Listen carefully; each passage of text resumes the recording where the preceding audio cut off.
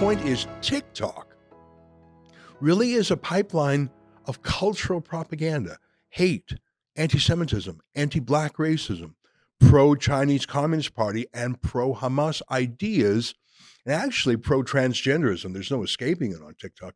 And it goes right into the minds of young people in the West. Young kids aren't really on Twitter talking politics. They are on TikTok, which is controlled by Communist China. Which leads me to our story today. I don't know if you remember a few months back, but Blacklock's reporter broke the news. CBC's in-house ombudsman, who usually just whitewashes the state broadcaster's ethical lapses, was so grossed out by one CBC story that they actually chided their own reporters for smearing Trudeau's enemies as conspiracy theorists. The reporter's name in question is Jonathan Monpetit, and he's really Trudeau's hatchet man at the CBC. You can look through his stories over the years. Here's his homepage on the CBC website. They call him an investigative journalist, but I don't think that's quite accurate. He just calls himself that to make himself seem classier, I think. He's really just a mud thrower, rehashing left-wing gossip about conservatives, never doing investigations of the government, God forbid, or of the left. He just goes after conservatives, Trudeau's enemies list. Let me just pick one of his examples. This one here, can you imagine?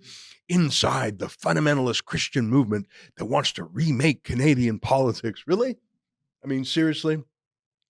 We've got thousands, tens of thousands of pro-jihad extremists, most of them Muslim, marching in our city streets, calling for violence. That's what an intifada revolution is. Calling to exterminate the Jews.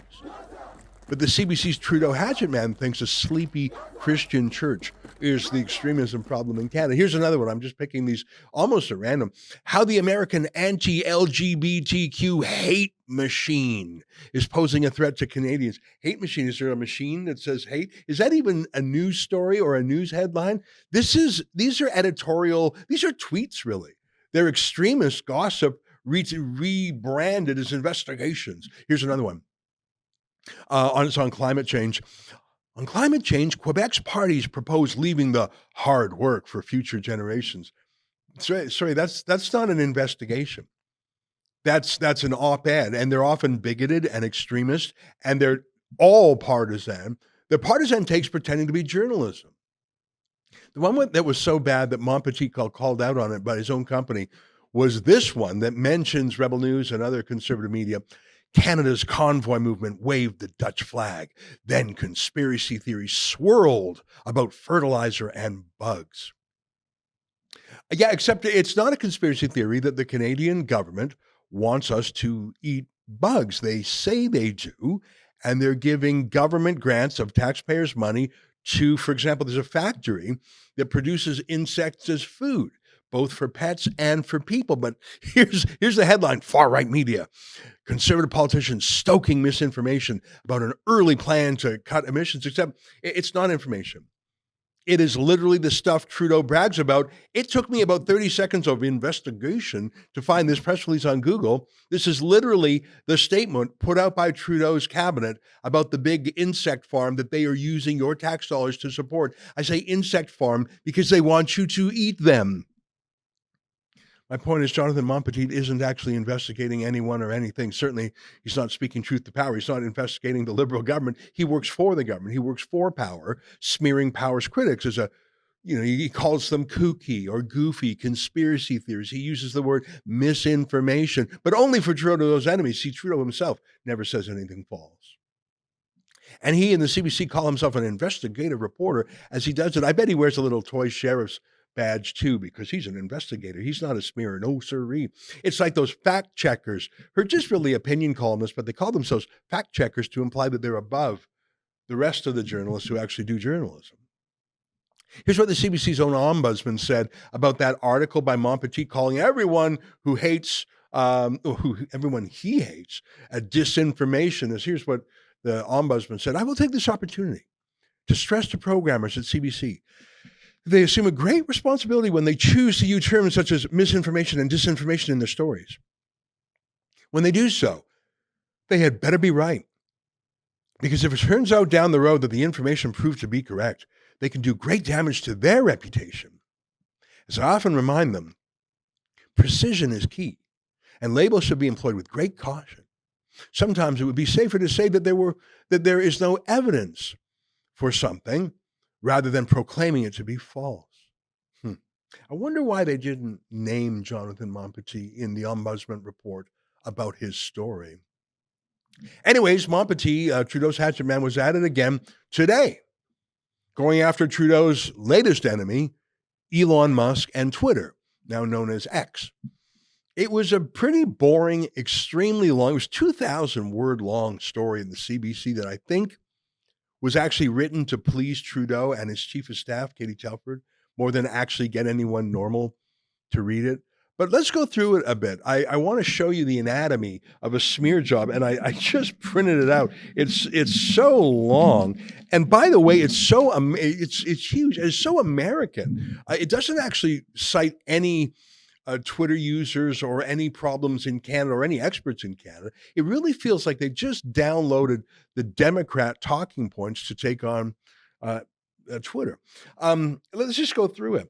The headline: Bell Media, Angus Reid, and other Canadian brands halt ads on X amid extremism concerns. Advertisers increasingly reticent since Elon Musk took over platform a year ago.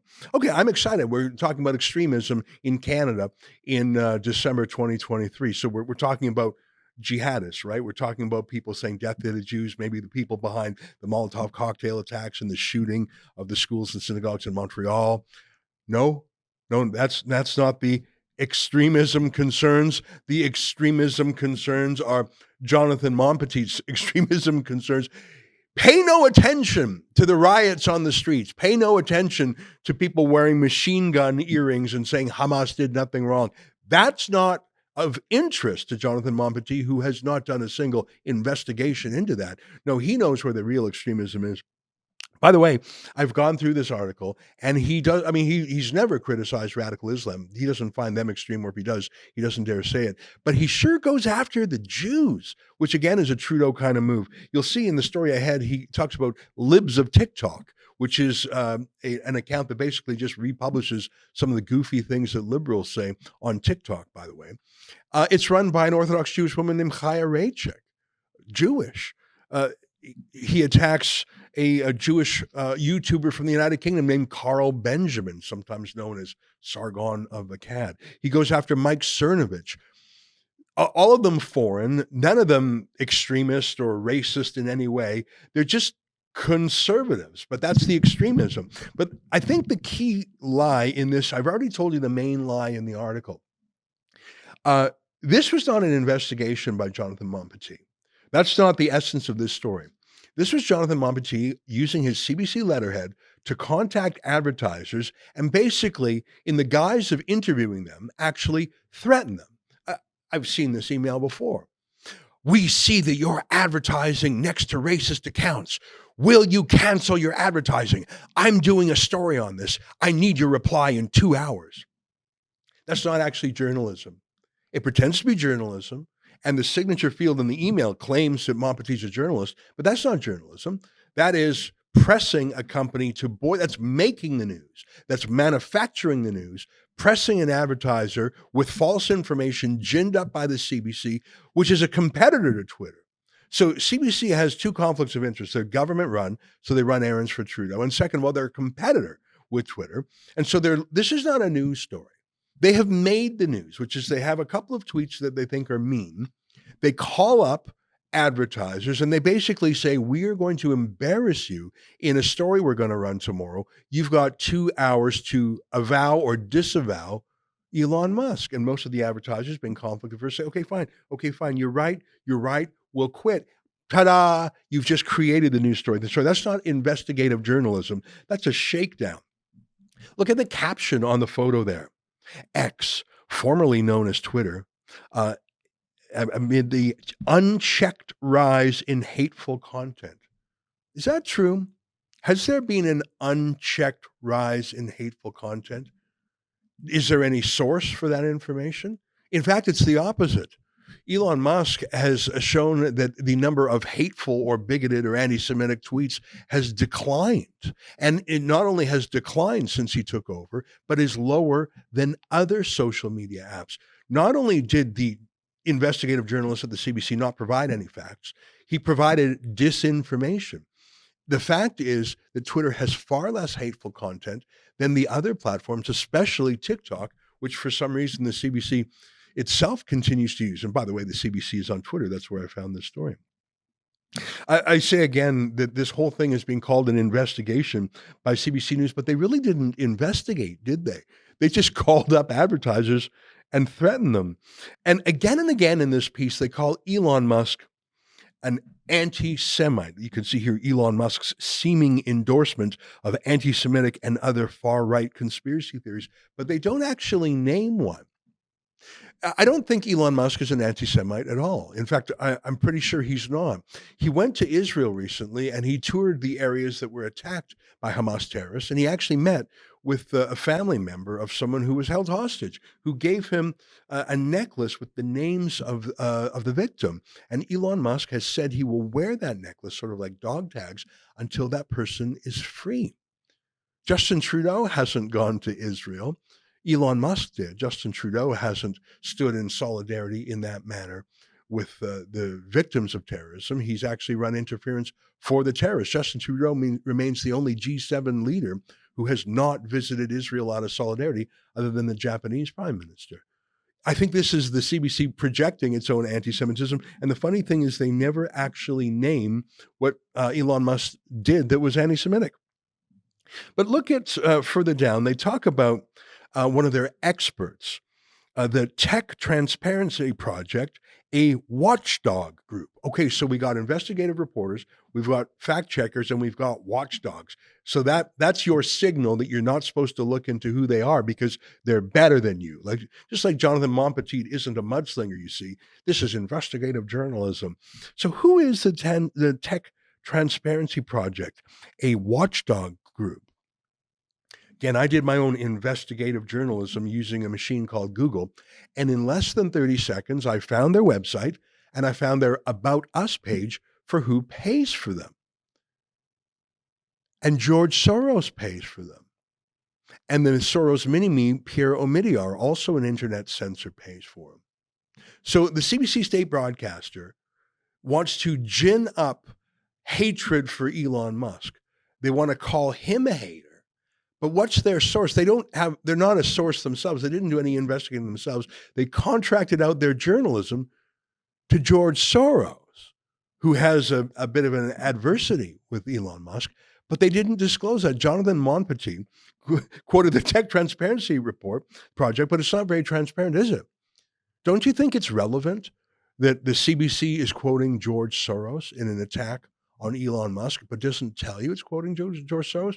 Jonathan Monpetit didn't do his investigative journalism, or rather, of course he did. He just hid that fact from viewers. The next paragraph, in addition, Samsung ads were spotted in the feeds of libs of TikTok, which LGBTQ advocates say stirs up anti-trans hatred. Okay, so you yourself don't have any facts, but someone who you don't name, LGBTQ advocates, you don't say who they are, say that libs of TikTok, which is run by a Jewish woman, stirs up hate. You don't have any proof of it. You don't actually mention anyone you say. Didn't we just read the ombudsman telling Jonathan Monpetit that he has a duty to be precise and not just name call and smear? I think it's pretty obvious that Jonathan Monpetit doesn't listen to any executive at the CBC. He only listens to what the PMO tells him to do. Hey, I got to tell you, I'm going on a cruise with a whole bunch of rebels. We're sailing out of Fort Lauderdale on March 23rd, 2024. That's not so far away, less than 6 months away. A gorgeous trip around the Caribbean. Holland America Line, boy, is that luxurious. And we're going to bring some of our favorite rebel talent. Sheila Gunn Reid, David Menzies, and can you believe it? We're actually bringing Tamara Leach with us, and you are invited. That's rebelnewscruise.com.